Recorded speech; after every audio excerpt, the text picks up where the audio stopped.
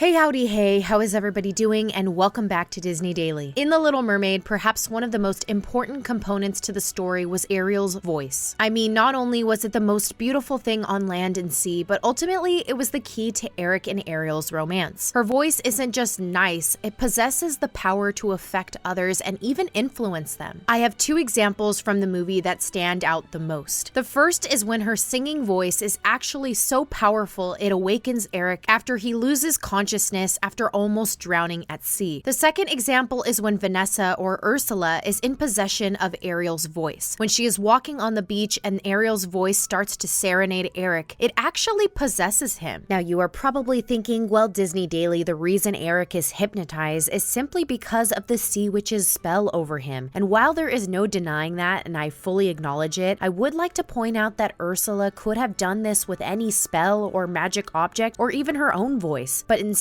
uses Ariel's voice as the means to draw him in and get him hooked. But the big question is, how and why was her voice so powerful? Well, we take a closer look and try and answer those questions in today's video. Now, upon first watching The Little Mermaid, you can obviously tell that Ariel's voice is one of a kind. So much so that it becomes what Ursula is fixated on obtaining. In fact, throughout the movie, Ursula is spying on Ariel through the use of her minions Flotsam and Jetsam. It is my belief that Ursula was able to witness firsthand not only how powerful Ariel's voice was when it awakened Eric, but she also saw its ability to almost cast a spell over him to the point where he developed a burning infatuation with her voice thereafter. So naturally, in order to have the upper hand, Ursula targeted Ariel's most prized possession and the key to Eric's heart, which was her voice. The voice had an undeniable powerful force over others, including Ursula, who made sure the young mermaid signed it over to her. Now that of course leads me to the easy way out explanation, which is just to simply say her voice was rare. But as a true blue Disney lover and Disney theorist,